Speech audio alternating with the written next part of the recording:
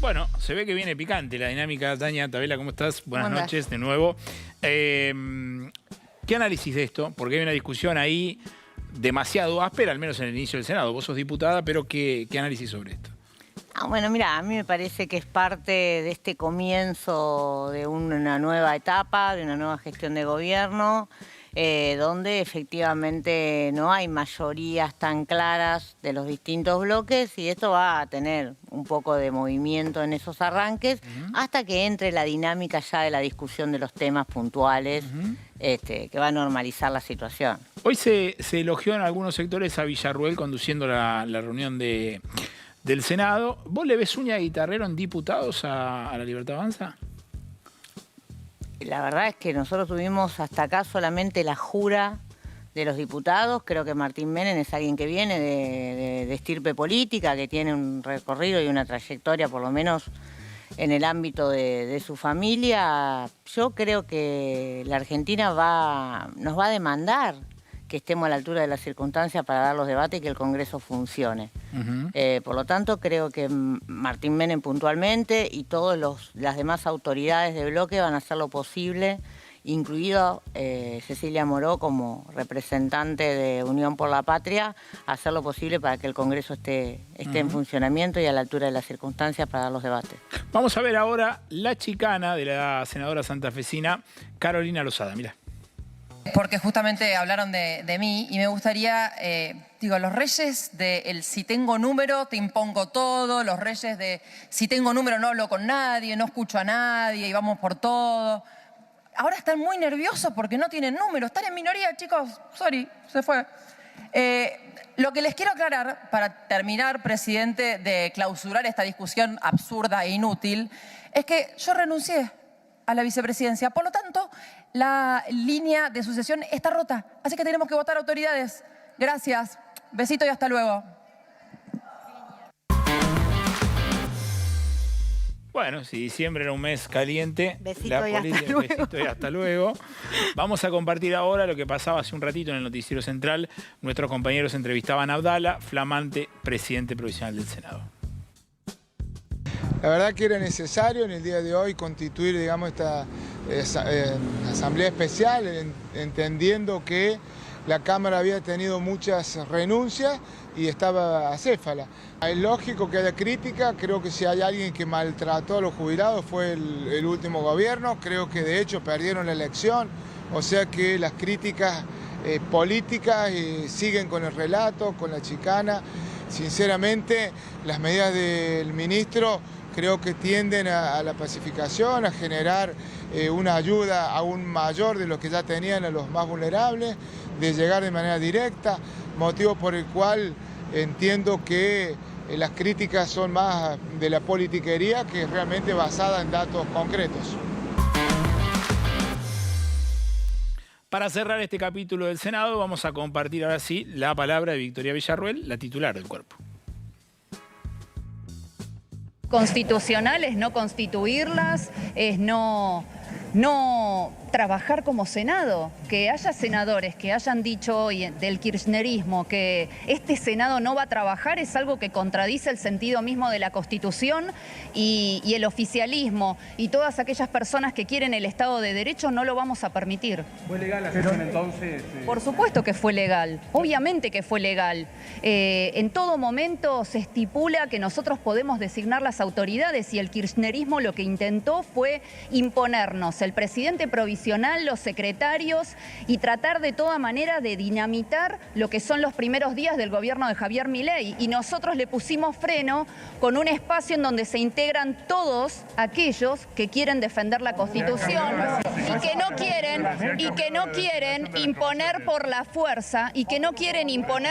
fuerza sus decisiones como han hecho a lo largo de los últimos años. ¿Se ha cambiado la manera de elegir las comisiones?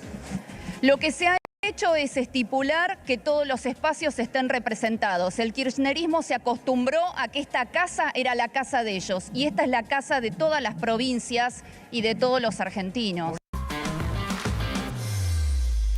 Juega fuerte Villarruel, ¿eh? La verdad que no se le puede decir que no va al frente.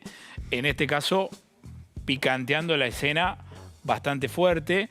¿Qué análisis de eso respecto a mí lo que me queda siempre flotando de las últimas horas en el aire es que hay muchos dirigentes de La Libertad Avanza diciendo ganamos por una amplia mayoría y eso nos empodera para pararnos de una determinada manera? Vamos primero con Lucas, ¿qué viste ahí? A ver, es como comentaba recién la diputada, es el inicio de toda una nueva etapa donde se renovó el Congreso, diputados, senadores, y estas luchas internas en el cual se debate quién van a ser las autoridades tiende a ser algo normal, tal vez lo más anecdótico o menos normal, entre comillas, es esta disputa interna para ver quién es el presidente provisional, pero son cuestiones más o menos lógicas que hay que esperar ahora cómo se va a desenvolver. Ahora, Daña, los titulares de los cuerpos no deberían ser un perfil más negociador, digamos, una cosa más... Vos decías Martín Menem, usted decía Martín Menem, bueno, uno ve un perfil más negociador, ¿no te parece?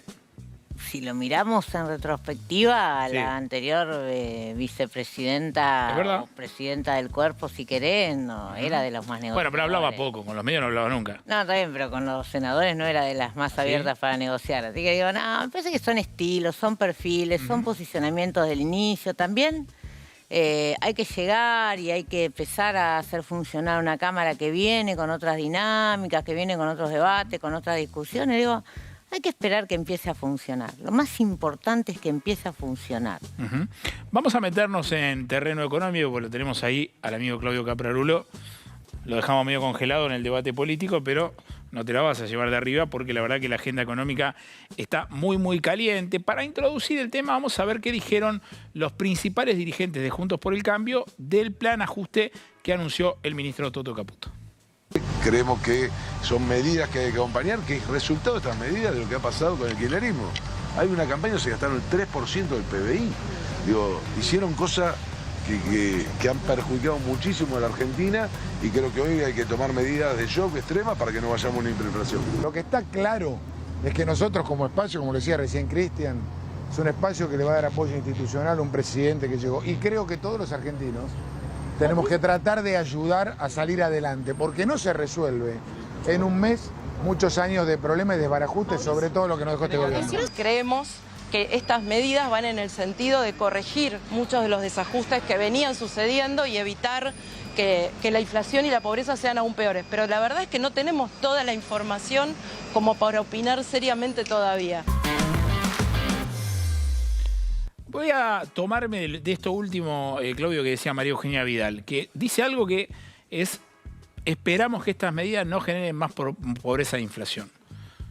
¿No van a generar eso, precisamente, estas medidas? Sí, van a generar más pobreza, van a generar más inflación, y creo que mismo lo dijo Milei en su discurso de Asunción, ¿no? Él dijo, vamos a pasar momentos muy malos donde va a aumentar la pobreza, va a caer el salario real y va a aumentar el desempleo. Las medidas que se tomaron hasta ahora van en ese sentido. Digo, hay algunas medidas compensatorias como el aumento de la UH, un 50% nominal a la tarjeta alimentar, que me parece que están muy bien, pero que seguramente se queden cortas, porque tuvimos un salto en el precio del dólar de casi 118%. Eso hay que sumarle, por ejemplo, tarifas que venían atrasadas, como por ejemplo vimos hoy en día el tema de los combustibles. Este mes los combustibles, YPF termina convalidando el aumento que dio Shell, va a ser del 78% en un mes. A ver, está volviendo al precio que tenía en junio de 2022, porque en el último tiempo estuvo pisado el precio de los combustibles, pero eso no quiere decir que al bolsillo de los argentinos no le vaya a afectar. Entonces me parece que se vienen meses realmente muy complicados y muy complejos, y si querés sí retomo un poco el guante de lo que hablaban antes políticamente, me parece que ahora lo que va a ser muy necesario va a ser mucha política para tratar de sostener a todas las personas que se van a empezar a caer. Digo, la pobreza va a aumentar y eso quiere decir que hay gente que estaba al filo de la pobreza que va a empezar a ser pobre, que le va a costar poner un plato de comida todos los días arriba de la mesa, y ahí la política va a tener que estar a la altura, porque si no vamos a hacer todo este sacrificio y cuando nos miremos vamos a hacer muy poco. Ahora, lo que queramos. Claudio, la sensación que tienen muchos es que, bueno, se eligió el formato que un kilo de carne lo coma en Europa alguien que lo puede pagar, 25 euros, y que acá la carne que quede o lo poco que quede, bueno, lo paguemos como se paga en un supermercado en Europa. Bueno, a ver... Digamos, yendo lisa y llanamente a las medidas, ¿no? Sí, hay un proceso de liberalización de precios que para mí falta terminar de conocer. Esto no es un plan de estabilización. Estos fueron medidas puntuales Un plan de estabilización sí lo que tiene, por definición, es coordinación de precios. Es también tratar de dar certidumbre de lo que va a pasar hacia adelante. Ahora no tenemos nada de todo eso sobre la mesa. ¿Esto qué es? Estos son medidas sueltas. Son medidas que lo que están buscando es tratar de desarmar algunos desequilibrios que tenía la economía, que en el corto plazo te van a generar más desequilibrios. A ver, todos sabíamos que no importa si ganaba Massa o si ganaba Milei, iba a haber un salto en el tipo de cambio oficial. La discusión es, ¿tenía que ser del 118? ¿Tenía que ser de 6.50, como había dicho Franco, que a él le parecía que el dólar estaba bien? Bueno, hay obviamente siempre distintas opciones, nunca hay una única alternativa. Lo que sí creo obviamente es que el gobierno lo que está poniendo es un peso sobre la herencia un poco exagerado. No estábamos a las puertas de una hiperinflación, no le quedó una hiperinflación instalada en la economía argentina, sí un montón de desequilibrios. Ahora, si vos lo desarmás y terminás haciendo una peor situación de la que tenías, es porque hiciste las cosas mal. Ahora, mientras vos hablabas, Claudio, Dania, vos decías, bueno, si iba a generar más pobreza, más inflación, Dania hacía así con la cabeza. ¿Vos considerás que es lo mismo? Sí, claro.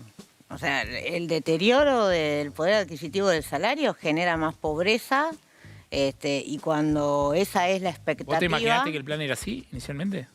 El plan de Milei, ¿eh? Sí, sí, claro. Cuando vos...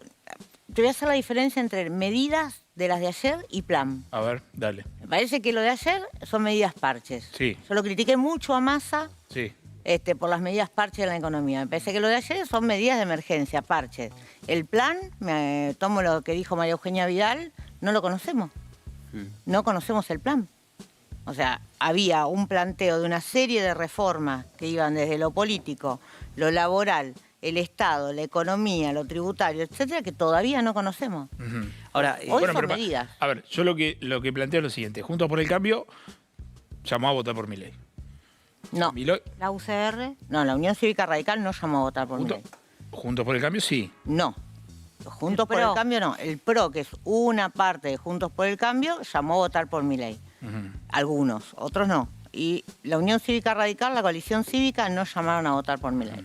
O sea, justamente porque teníamos diferencias respecto de cómo Milei pensaba o se imaginaba el funcionamiento de la República, el funcionamiento del Estado, la forma de establecer los consensos políticos, etcétera, ¿no? Por eso nosotros no llamamos a votar por Milei. Lo que es cierto es que Milei nunca escondió las cartas, digamos. Siempre dijo que iba a hacer esto que está haciendo. Absolutamente.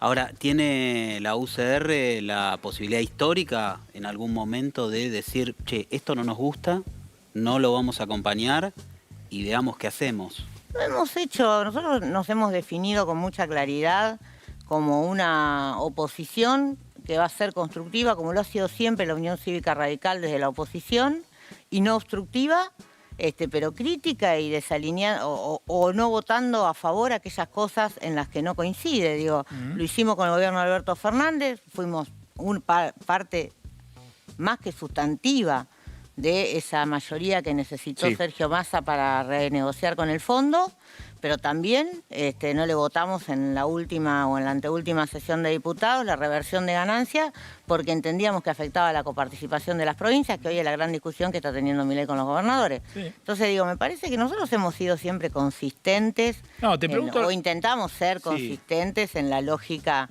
de lo que creemos y de lo que pensamos. Creo que hoy es un paquete de medidas que, al igual que Claudio, en el cortísimo plazo generan esta situación. Me parece que para poder hacer un juicio más acabado, más detallado y con conocimiento hay que conocer el plan. Y todavía el plan no está. Sí. No, te lo preguntaba porque en general un ajuste tan violento como este necesita 2 o 3 cosas. Primero, contención social y segundo, apoyo político. Sí, la contención... Vos sos una dirigente de la provincia de Buenos Aires. Yo vivo toda mi vida en la provincia de Buenos Aires y sé el impacto que tiene esto. De hecho, si vos te fijás la definición electoral en la provincia de Buenos Aires de la última elección, te das cuenta que hay gente que todavía en la cabeza le queda el ajuste que hizo Macri en el 15. Absolutamente. Entonces digo, me parece que eso, o sea, vos necesitas 2 cosas que hoy Milei no tiene. Mira, sí, yo efectivamente creo que la contención social la está buscando a partir de reforzar los planes sociales, la UH, la tarjeta alimentar, que probablemente se quede corto, como dice Claudio, pero lo está buscando de ese lado. Sí, pero por el lado apunta directamente a la clase media. Bueno, eso pero por eso te digo, eso es otra cuestión, digamos. Por eso digo que para mí es importante conocer el plan. Cuando uno titula hay que bajar los subsidios de la energía y del transporte, y solamente lo titula, y la verdad que lo primero que pensamos todos es que está mal. Bueno, pero Daña, nos afecta a todos. Ahora, si yo avanzo y digo, mira, vamos a segmentar. ¿Por qué yo para ir desde Palermo al Congreso pago 89 pesos de micro? De colectivo, micro, porque estudié en La Plata y le decimos micro a los colectivos. 89 pesos y una persona que trabaja en una obra y hace el mismo trayecto también paga 89 pesos. ¿Por qué no podemos pagar diferente? Si hoy con la SUBE podríamos segmentar perfectamente el valor del pasaje. Bueno, yo poniéndome en crítico del gobierno de Milei te podría decir, ganó una elección hace más de 15 días, tuvo un tiempo no muy largo, pero tuvo un tiempo al fin para hacer una transición. El primer día de gestión tardaron un día en grabar un video del ministro explicando medidas económicas, que la verdad que las podría haber explicado yo, o él, o el que sea. No era tan difícil decir lo que dijo. ¿Y eso no está? Mira, venimos de situaciones bastante, te diría, cuasi trágicas en materia política. Sí. Yo no voy a poner las tintas sobre si tardás 2 horas, 4, 5 o un día en grabar un video. A mí me preocupa más, efectivamente, que aparezca el plan, que podamos empezar a discutirlo, que podamos empezar a llevar adelante reformas. ¿Vos crees que tienen un plan? Bueno, no lo sé. No lo sé, si lo supiera sería parte No, del a mí me da la gobierno sensación de que es como una cosa por capítulo, digamos. Si vos tenías la posibilidad de desembarcar con una... A ver, Milei sacó 10 puntos de diferencia con el segundo. Sí. O sea, tuvo un apoyo popular muy fuerte. En el balotaje. En el balotaje, de acuerdo, pero tuvo un apoyo popular muy fuerte. Con eso tendría que haber salido el primer día a mostrar cuál es el programa. Porque si vos generás, no sé cómo lo ven Lucas y Claudio, si vos la primera medida que tomás es generar un ajuste que te puede condicionar tu programa futuro, ¿cómo haces? A ver, yo ahí lo que creo son un par de cosas. En primer lugar, como políticamente se dice comúnmente, cuando apenas asume un gobierno es el famoso periodo de luna de miel, donde se pueden tomar o se debieran tomar las medidas políticas y económicas más antipáticas. Es verdad que en el último tiempo, en la historia no solo argentina, sino en los otros países, ese periodo de luna de miel es cada vez más corto. Entonces hay que ser muy inteligente para saber usarlo, primer punto. Segundo punto, si bien Milei ganó, efectivamente, con 10 puntos de diferencia, gran parte de los votantes de Milei lo votaron no porque le guste Milei, sino por miedo a Massa. O por rechazo a Massa. En diferentes encuestas se veía que 6 de cada 10 votantes de Milei lo votaban a Milei por un rechazo a Massa. Y en tercer lugar, si bien Milei hizo campaña en relación a la necesidad de hacer un ajuste, el ajuste estaba dirigido a la casta política. Para mí hay dos elementos que Milei o el gobierno van a tener que trabajar para tratar de no dilapidar el caudal político. En primer lugar, es hacer gestos simbólicos. Es lo que yo llamo el ser y el parecer. El ajuste no se dio a la casta, sino se dio al ciudadano. Sí. Entonces, tiene que haber símbolos. Esos símbolos tienen que ser, por ejemplo, reducción de sueldos a funcionarios, eliminar ciertos privilegios políticos. Si yo le pido un esfuerzo a la sociedad, también lo hacemos nosotros. Por más que el impacto económico de eso sea casi nulo, lo que pasa es que el escenario no está normal para eso. Massa deja 160% de inflación. O sea, la gente evidentemente votó contra Massa por la inflación. No porque quería que el chofer del Estado gane menos, digamos. Bueno, déjame continuar con respecto a eso. Para mí tiene que haber cuestiones simbólicas importantes para empatizar, pero después hay un elemento clave que hay que ver comunicacionalmente cómo lo logran trabajar. Milei ya en su discurso de Asunción dijo que si no se toman medidas íbamos a una hiperinflación del 15.000%. Más allá de si eso es real o no, es instalar la idea de que hay una crisis que se avecina que es natural. Sí. Pongo un ejemplo. Cuando uno pasa de la niñez a la adolescencia hay una crisis que es lógica. A algunos les puede durar más, a algunos les puede durar menos. Pasó hace tanto tiempo que ya no me... Hay una crisis que le pasa a cualquier adolescente. Si se logra instalar y la sociedad cree realmente de que esto que hay que transitar es una crisis de madurez, ese capital político le puede durar un poco más o más para continuar con sus medidas y en las próximas elecciones ver si el país, la economía mejoró o no. Ahora, Claudio, pero eso sirve hasta que vas al supermercado o a la carnicería y ves que el kilo vale 8.000 pesos y que no queda ni siquiera un corte barato para comprar porque todo es carísimo. Hay que ver cuánto es el tiempo en cuestiones de la mente, en el plan económico, cuánto va a ser el tiempo en que esos aspectos comunicacionales te alcanzan para hasta que llegue el momento de la reactivación económica. Larreta decía, no hay Si más te 100 días, alcanza, decía, hay 100 horas. Bueno, lo mismo que decía Macri cuando asume el segundo semestre. Todo ese periodo le permitió a Macri aumentar tarifas y que su capital político se mantenga estable durante varios meses. Si Milei logra instalar todas esas cuestiones, consolida el capital político y la economía empieza a reaccionar positivamente, es todo beneficio político para Milei. Hay que ver si esos tiempos coinciden. Claudio, ¿por qué se eligió el camino de pegar 10 trompadas y estamos saliendo de manera más desordenada de esta devaluación, con una devaluación que cuando incluso en el 2001 estaba todo estallado y se envió una ley para salir de la convertibilidad y el peso pasa de 1 a 1,40? Las empresas no tenían que invertir, ¿te acordás? Y agarraron y bajaron drásticamente los precios. Digamos, había ahí como una particularidad. ¿Por qué se elige el camino de salir de manera tan desordenada? Se eligió el camino del shock. El camino del shock siempre es desordenado. Digo, vos avanzás, muchas veces tomás medidas... Pero digo, estaba prendido fuego el país cuando salimos de la convertibilidad.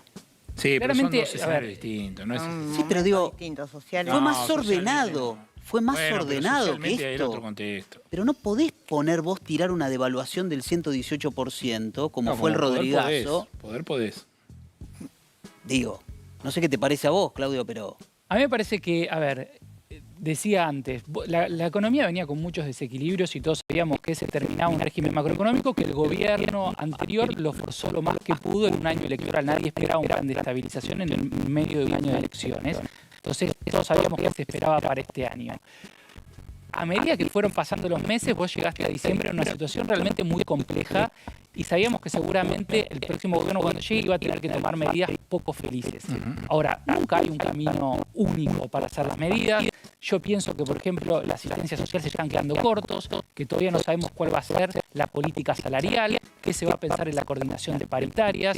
Y después, la verdad que yo no puedo hoy juzgar si el salto en el tipo de cambio termina siendo demasiado o podría haber sido menos, porque la verdad que ya ha jugado. Ahora lo que nos queda ver es si en mayo, creo que te estoy diciendo, en mayo, todavía faltan 5 meses, la Argentina es en largo plazo, si en mayo cuando empieza fuerte la cosecha de los dólares, vemos que se empiezan a acomodar las cosas. Hasta mayo va a ser un camino de espinas. Voy a aprovechar lo que dice Claudio para compartir.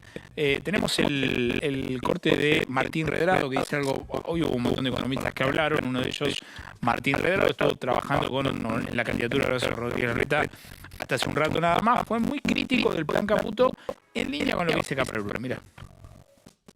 Mi análisis de las medidas es que tenemos un conjunto de medidas que no le brindan previsibilidad a la Argentina. Un programa económico lo que buscan es, justamente evitar esta conversación que ustedes tenían hace un instante con un comerciante, darle previsibilidad en materia de precios, previsibilidad en materia cambiaria, y se ha quedado con solamente una parte que es buscar el ajuste fiscal, pero no es un programa integral que nos dé previsibilidad. Yo lo llamaría también un conjunto de medidas de emergencia, María, porque nos está dando un horizonte quizás hasta un año, ¿no? Todas las medidas son hasta un año.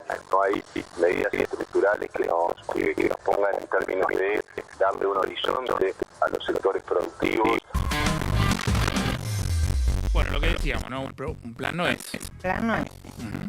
No fue el único que dijo esto. Fíjense, vamos a engancharlo con lo que decía Carlos Melconian, también economista hace un ratito de Patricia Bullrich. Fíjate, mira. muy desprolijo, desarticulado, improvisado todo, no importa. Y la herencia es un muerto tremendo. Entonces todo eso hace que uno sigue dando la derecha. Ahora, hasta acá, frente a qué estamos. Bueno, estamos frente a un ajuste ortodoxo clásico. Se ha canjeado la motosierra por la licuadora. Es decir, la pregunta central que hay detrás de lo anunciado hasta acá es cuánto da la inflación y cuánto da la recesión. Y hoy estoy más preocupado por el tema de la inflación, porque la inflación va a venir por arriba de lo que me imaginaba, dado que no me imaginaba semejante saque cambiario. Ahí estaba Melconian. Mi teoría respecto al tema, y ustedes me van a desmentir si no es así. Se discutió mucho sobre el tema de hiperinflación, heredamos hiperinflación, etc. A mí me da la sensación, viendo el plan de Caputo, que el único ancla que tiene es el salario y las jubilaciones. ¿Qué quiero decir con esto? Lo que está buscando es generar no sé si una hiperinflación, una inflación más alta que la que tenés hoy, seguro. Y que eso que lo explicó Diana Mondino, la canciller también, dijo, cuando le preguntaron, ¿te preocupa el precio de los alimentos? Ella dijo, sí.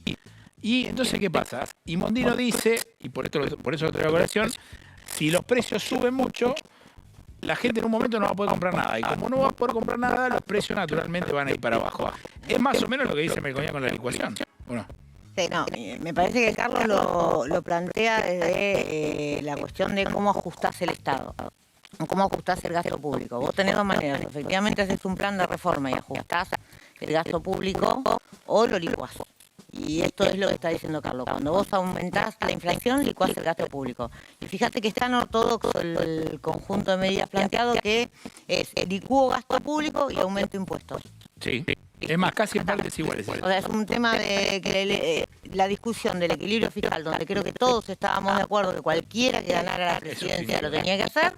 En este caso se eligió el camino rápido, y para mí muy costoso, que es esto de, exactamente, bueno, licúo el gasto público con inflación, que afecta a todos, y en particular a los que menos tienen, y este aumento de impuestos como para equilibrar el tema de los Y ahí no se entiende la contradicción del propio Milei, que en campaña decía, antes de crear un impuesto, de subir un impuesto, me corto un brazo, y hoy lo decía, votó bajar el impuesto a las ganancias, que hoy tiene que volver a ponerlo. Yo igual lo del impuesto a las ganancias ayer lo charlábamos, como cuando decidieron no pagar la deuda y aplaudían todos Rodríguez A. Todos sabían que era una decisión muy costosa a tomar en un momento crítico, ¿no? Sí, ya lo hablamos ayer, por eso.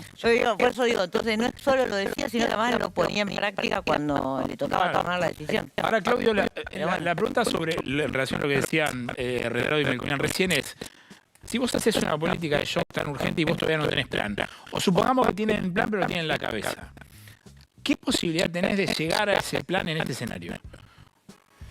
Bueno, se jugó una ficha fuertísima. Capaz que nosotros, 6 meses tenés un quilombo. No. Lo digo por eso. Y lo que veníamos hablando, y también lo que comentó tanto Redrado como Melconian, va también en esta línea de decir lo que se está buscando para mí es una muy fuerte recesión que te permita hacer un colchón de dólares que si no parece que no tienen de otra forma. Pero ¿cuánto dura eso? Porque todos...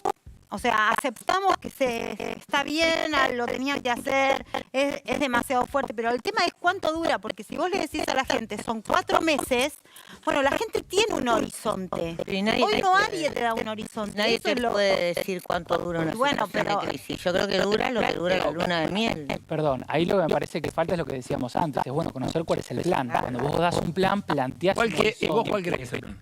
Para mí el plan es tratar de llegar a mayo, tratar de hacer el mayor colchón de dólares hasta mayo, en mayo la cosecha. Y en mayo se soluciona. No se soluciona. En mayo vas a estar en otra posición. Vos no puedes hacer un plan de estabilización en el cual una de las variables que tenés que controlar es el dólar si no tenés dólares. Hoy no hay dólares. Ahora miremoslo desde el lado de la gente.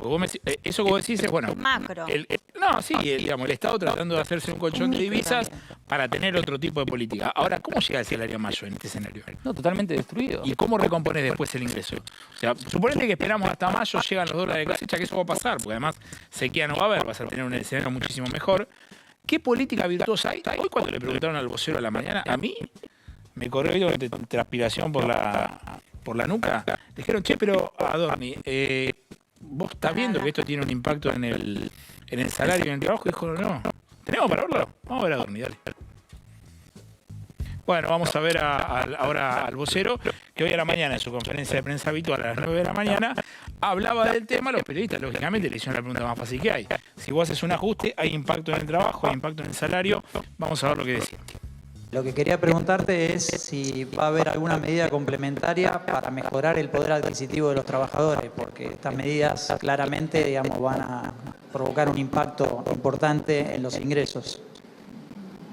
Bueno, no sé específicamente a qué te referís con el tema de que va a impactar en los ingresos. Bueno, si era Cerruti, esto era una masacre, ¿no? Si era la vocera anterior, era una masacre. El impacto, por eso la pregunta que yo te hago, Claudio, es, yo entiendo, hasta mayo llegás, va a llegar hasta mayo. El tema es, los salarios una vez que llegan tan deprimidos, ¿qué corrección haces? Suponete que la gente te dice, bueno, yo hasta mayo te aguanto. Ahora, vos después de mayo, ¿qué me prometes a mí? ¿Qué hay para mí? Sí, y te voy a agregar algo, que ojalá fuese únicamente un problema de salario. Nosotros venimos en los últimos años acostumbrados a pelearle más o menos de cerca, dependiendo qué sector de trabajadores, a la inflación. Pero había laburo, ¿no? Había trabajo, digo, el desempleo está, más allá de que el empleo que se creó, sí, el empleo que se creó no era empleo de calidad, pero habría empleo. Ahora vamos a un escenario en el cual va a empezar a faltar el laburo, va a empezar a faltar el trabajo. Entonces vos vas a llegar a mayo con un salario destruido y con desempleo. Entonces la recomposición salarial, ponerle que a vos todo lo que tenés que apuntar a hacer es que la inflación empiece a desacelerarse. Ese sería el mecanismo. ¿Cuál es? Es que vos hagas un plan de shock y en un momento la inflación se empieza a desacelerar, vos pisás el tipo de cambio, el dólar, y automáticamente los salarios se empiezan a recuperarse lentamente. Ahora, hay que ver en qué estado llegas hasta mayo y si llegamos. Ahora, Claudio, la que uno hace de manual, digamos, la vamos a hacer todo. Che, el cable, listo, se termina. Claro. No sé, las tarjetas, estaré estallado y no las pago más. El crédito UVA, lo dejo de pagar y veo qué hago, digamos. Esa va a ser la única forma de sobrevivir.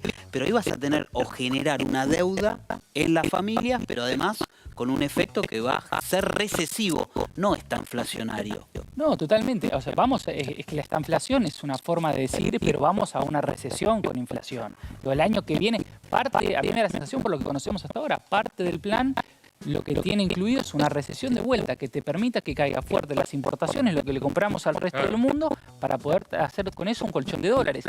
De vuelta, también tenemos una situación que este año se pasó un año que no vamos a terminar casi en recesión, cuando lo lógico hubiese sido que sí, porque vos tenías la recesión del campo, que más o menos son 20.000 millones de dólares menos.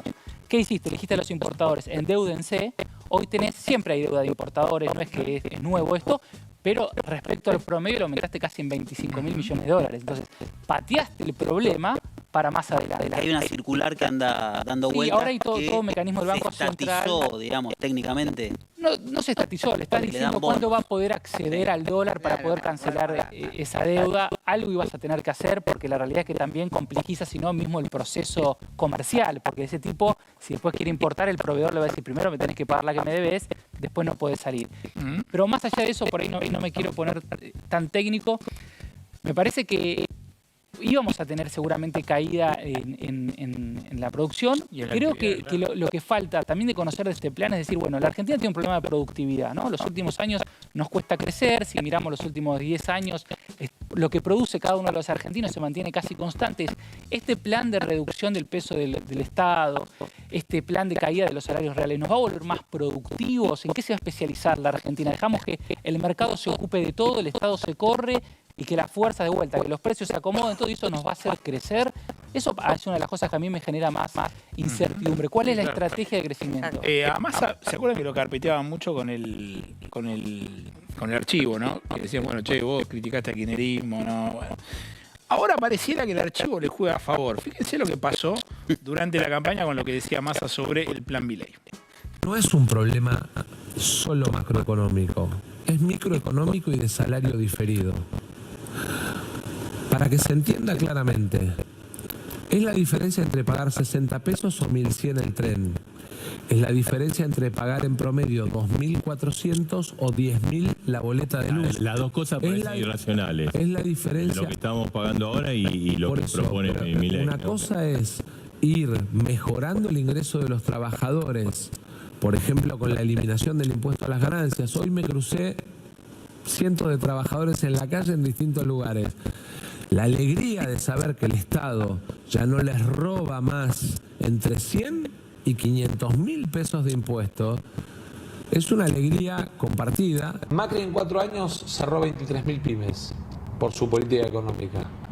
Imagínate que el impacto de una decisión abrupta de quitar tu política de tasa de interés negativa para la ampliación de capital de las pymes, tu política de aporte no reintegrable en los parques industriales, te puede llevar a que ese proceso se dé a una velocidad mucho más rápida en un año triplicado, con lo cual, digamos, si ganan ideas que le quitan a la Argentina la soberanía de decisión de su proyecto de desarrollo económico, vamos a terminar con 70.000 pymes menos y con 1 millón de laburantes menos. Cuando plantean la desregulación del sistema de tarifas eléctricas, lo que están planteando es la dolarización de las tarifas. Un jubilado pasa de pagar 4 lucas a pagar 24 lucas.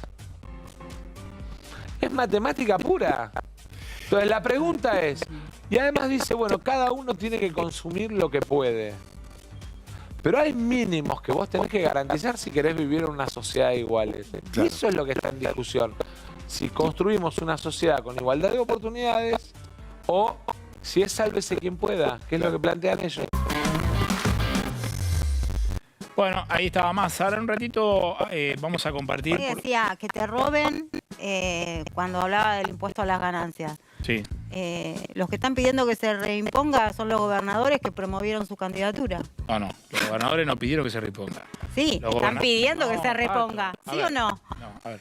Los gobernadores lo que están diciendo Dania me hace que sí. No, que sacaste un pedazo de la comparticipación. Dame la plata, no están pidiendo que vuelva. Bueno, de algún lado tiene que salir la plata y estaba hasta hace un mes y medio. No, bueno, por eso, de inventar fórmulas es justamente lo que no terminamos nunca de salir. No hay una posibilidad de inventar fórmulas, porque la invención de la fórmula, si no es darle a la maquinita, ya sabemos que no funciona. Entonces, o recaudas más de una u otra manera o gastás menos. Y no hay demasiadas ecuaciones para resolver ahí. Los gobernadores se lo dijeron a Massa y ahora se lo dice al nuevo presidente. Mirá, si sacás de acá, tenemos que encontrar la manera de reponerlo. Porque además me está frenando la obra pública. Sí, y eso significa que hay menos empleo. Massa eso significa que hay... Bueno, digo, entonces... No, Massa cuando era ministro hizo 2 medidas. Una, la de ganancias, ley, y la compensación de IVA, la devolución de IVA, que eso finalmente no fue ley porque le faltaba media sanción y me parece que ahora... Y quedó embalando en el Senado. El acuerdo que hizo con los gobernadores en ese momento, yo te voy a compensar con otra cosa. De hecho, los gobernadores hace 2 semanas plantearon, corrijamos vía impuesto al cheque. No dijeron que vuelva el impuesto a la ganancia. ¿Cómo los gobernadores van a decir, reimplantemos el impuesto a la ganancia?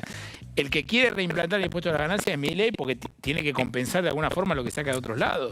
El problema es que podemos discutir si está bien el impuesto a la ganancia o no. Ahora, si vos le dijiste a 800 tipos y tipas, no van a pagar más impuesto a la ganancia hace 2 meses, y ahora le decís, no, che, ¿sabés que me arrepentí? Yo lo voté a favor, pero ahora te digo que no. Claro, eso es una prolijidad total. Inventó un impuesto a las grandes fortunas, tratá de meterlo por otro lado.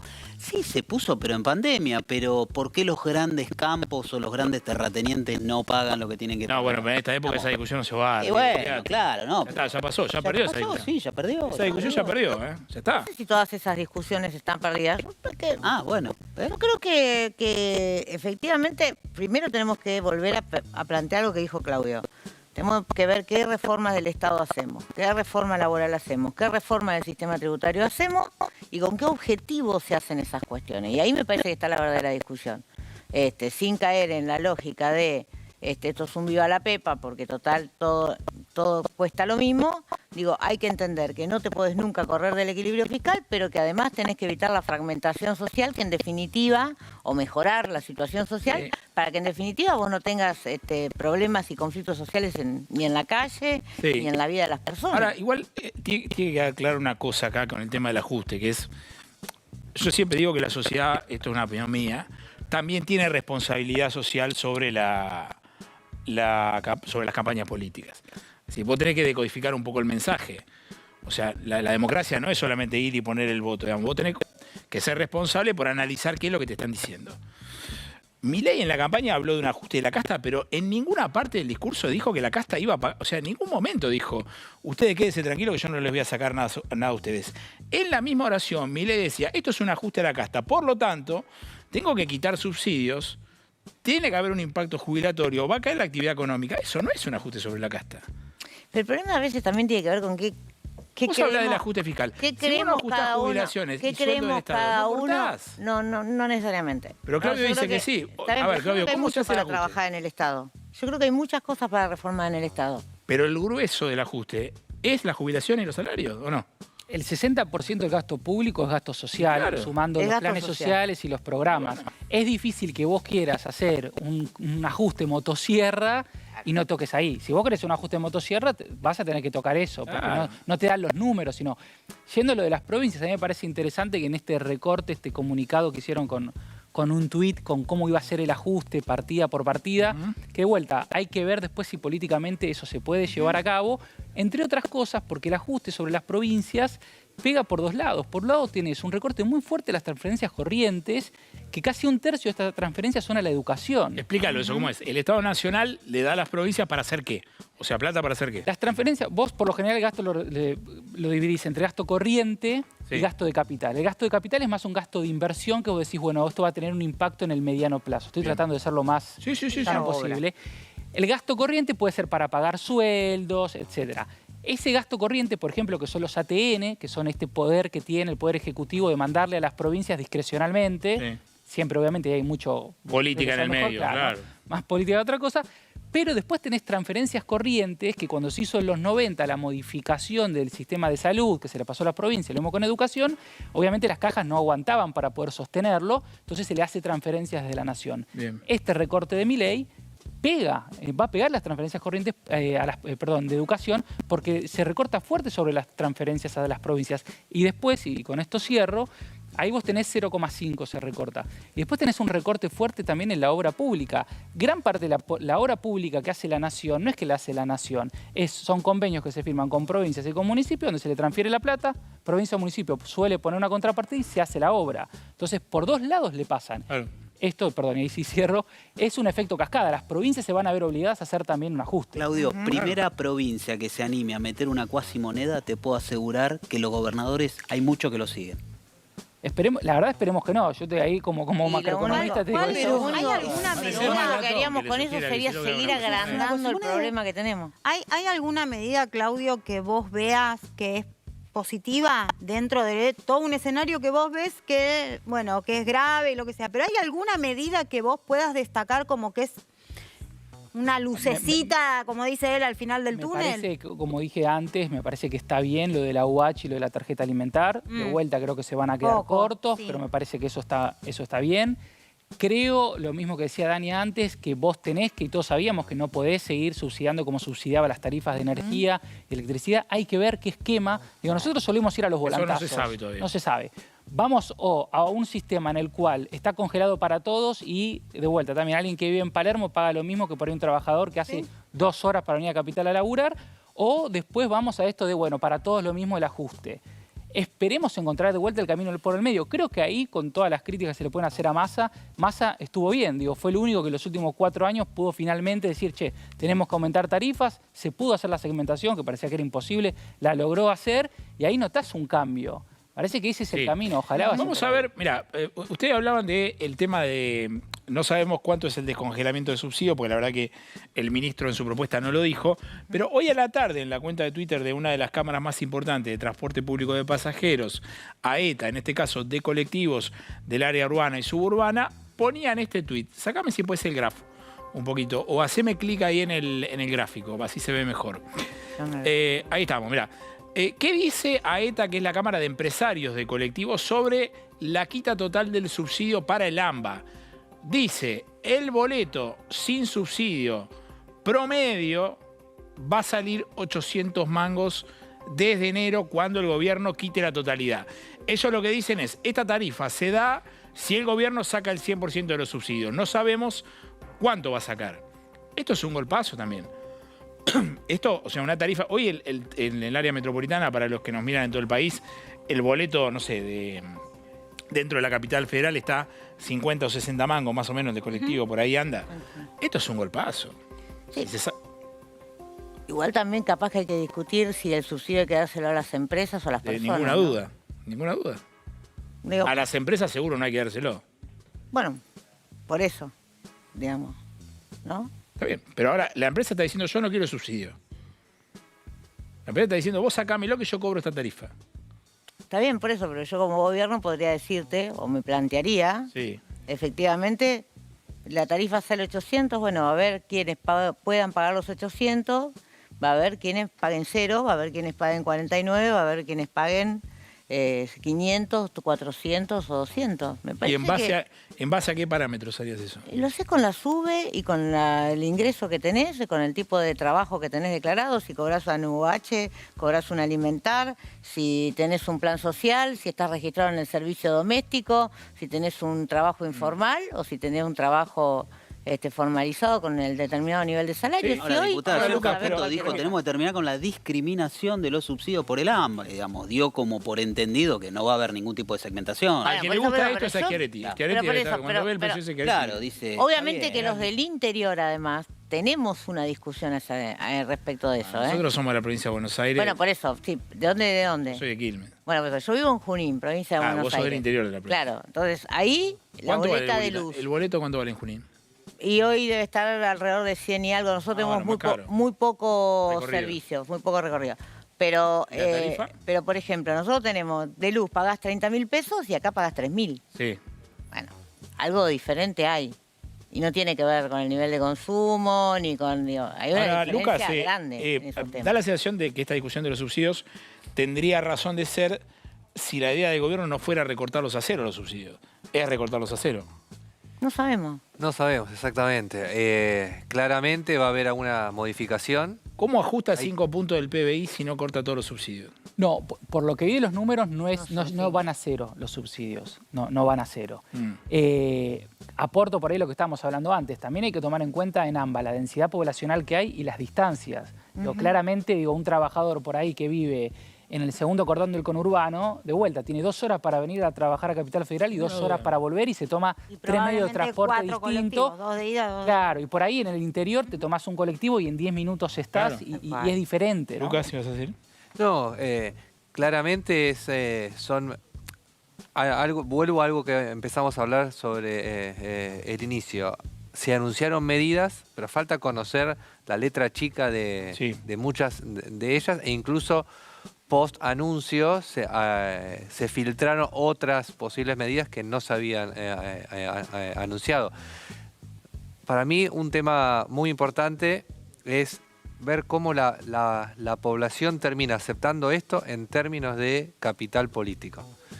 ¿Cómo así? Porque, a ver, una cosa es que la población tolere todas estas medidas y nos vamos a un escenario. Sí. Otro escenario es que la población empiece a sacar el apoyo político que le había dado a Milei cuando fueron las elecciones.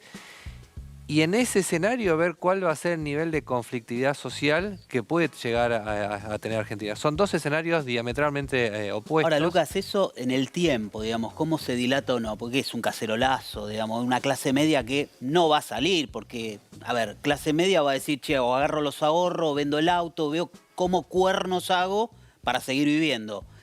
Los sectores tal vez más humildes digan, bueno, no sé, salgo a agarrar un supermercado, digamos, no sé. Pero... A ver, eso es hacer futurología todavía.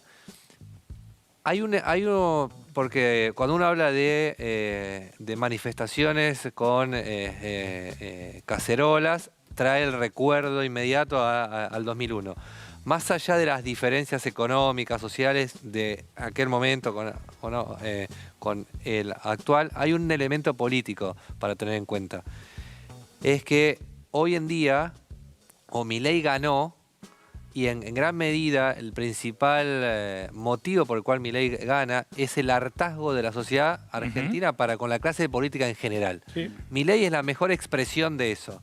Entonces, todo ese escenario de medidas económicas y demás hay que tenerlo en cuenta también en que la gente, la sociedad argentina está enojada con los políticos tradicionales.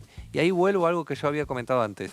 Si Milei logra continuar posicionándose como un outsider, con un presidente que no es un político tradicional, parte de esa batalla la tiene allanada. Ahora vamos a ver la reacción que tuvo la CGT, pero hay algo para mí políticamente destacable de Milei, es que él se ha corrido de la línea de fuego. Yo no sé cómo lo vieron ustedes, pero ayer fue a una celebración judía 2 horas después del anuncio, como diciendo, che, miren que yo esto no lo hice, ¿eh? O sea, y Caputo queda, y ahí arriesgo yo, esta va por mí, Caputo queda en una línea de fuego de peligro para su cargo. O sea, de hecho, atrás de él hay gente que todavía no está designada y no tiene cargo. Doy un nombre, Federico Sturzenegger, que es como el pibe de 17 años que está en el banco esperando que el veterano de 35, el 9, llega un momento que erra tantos goles que el pibe dice, bueno, que entre este. ¿Entendés? 3 partidos sin meter goles, entra el otro. Que da la sensación de que muchos de los ministros, a ver, en general, vos lo sabes mejor que nadie, los ministros de la primera línea en un gobierno que ajusta caen todos a lo largo de la corte. En un gobierno que tiene que administrar una crisis, claro, los ministros de la primera línea saben cuando asumen que de alguna manera asumen ese riesgo de ser los fusibles ante las primeras cuestiones. Yo creo que, por eso insisto en esto de que hay que esperar el plan, porque a mí me parece que gran parte de lo que el doctor planteaba respecto de esta cuestión de para qué escenario o para qué otro escenario se corren las cosas, tiene que ver con justamente la casta, a ver cómo el Estado, la política, la justicia, todo lo que forma parte de esa administración del Estado, las empresas estatales, demás, cómo eso funciona en términos también de dar respuesta al ajuste, aun cuando quizás no termina siendo significativo en términos de los puntitos esos que tenés que llegar a reducir del PBI. Los que se activaron son los de la CGT. Vamos a compartir imágenes de hoy, porque hubo una reunión, un tratamiento, un documento posterior opinando del plan Caputo. Primero, todavía no sabemos cuál es la Argentina, hacia dónde vamos. Hasta ahora lo único que nos dijeron es el ajuste. Ajuste que se dijo que iba a ser sobre otros sectores y está siendo sobre el pueblo, digamos. Esto es claramente, compañeros y compañeras, este ajuste es sobre la gente. ¿Qué pasa sobre ganancias? ¿Qué pasa sobre ganancias con el impuesto a las ganancias? Vamos a hablar con todos los responsables en el Congreso para que no se dé marcha atrás con el impuesto a las ganancias.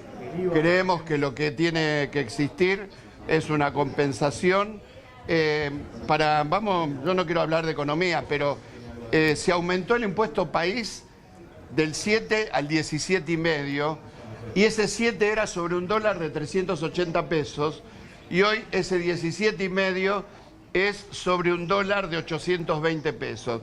Con lo cual el incremento en términos nominales de lo que recauda este gobierno es más del doble de lo que recaudaba por ese impuesto, que es importantísimo.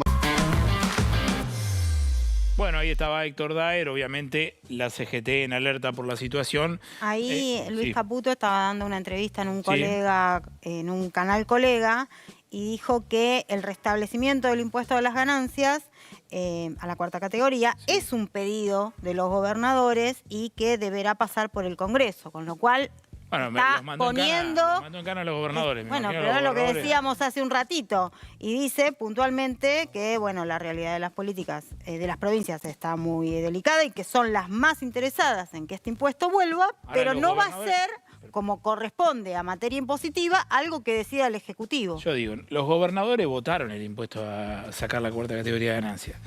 O sea, hay 2 cámaras, Senado y diputados. O sea, una tiene representantes de las provincias. Las provincias votaron el impuesto a las ganancias. Si Caputo va y dice, che, los gobernadores quieren derogar el impuesto a las ganancias, los gobernadores mañana tendrían que salir y decir, che, yo no dije eso. Yo lo que dije es que me des la plata. El problema ahí es que para Caputo es más fácil, obviamente, derogar el impuesto a las ganancias que decirle a Milei, che, los gobernadores me están pidiendo guita, ¿de dónde la sacamos? Digamos, es más fácil esa. No, y después hay un elemento también para tener en cuenta. Las leyes que va a necesitar Milei van a ser fundamentales el rol de los gobernadores para que sean aprobados. Entonces ahí empieza Así como los ATN negociación. o pueden ser una carta. Exactamente, y ahí es si uno le da a los diputados y senadores para que aprueben una ley, bueno, por otro lado tiene que haber alguna compensación me refiero a una compensación correctamente dada, ¿no? Sino poder... En términos políticos. En términos políticos, No, esto que decía recién Claudio con las transferencias corrientes, y él marcaba el tema educativo. La mayoría de las provincias reciben fondos complementarios para alcanzar el salario mínimo docente, que si no, no sería posible y los docentes cobrarían todos distintos en las distintas provincias. Claro. Cobran distinto, pero hay un mínimo que está garantizado, una garantía salarial acordada hace ya mucho tiempo. Claro. Bueno, eso, si vos lo sacás, lo sacás de la transferencia corriente, de algún lado lo tenés que generar, porque si no va a haber provincias que no van a tener un solo día de clases en todo el año. Antes de agradecerles que hayan venido y despedirlos, les voy a compartir algo que dijo el sumo pontífice. Para terminar bien arriba, el Papa Francisco habló de la situación de la campaña política. ¿Y qué se dice y qué no? Míralo al Papa. En la campaña electoral se dicen cosas en broma, digo entre comillas. Se dicen seriamente, pero son cosas provisorias, cosas que se usan para crear un poco de atención, pero que después caen solas, ¿no? Hay que distinguir mucho entre lo que dice un político en la campaña electoral y lo que realmente va a ser después, ¿no? Porque después viene el momento de lo concreto, las decisiones y todas esas cosas. Lamentablemente los malos políticos la transforman en un negocio. ¿Con cuánto llegaste, con cuánto te vas, no? No, la política no es eso. Cuando uno recorre los grandes políticos, y acá en Italia hay grandes políticos,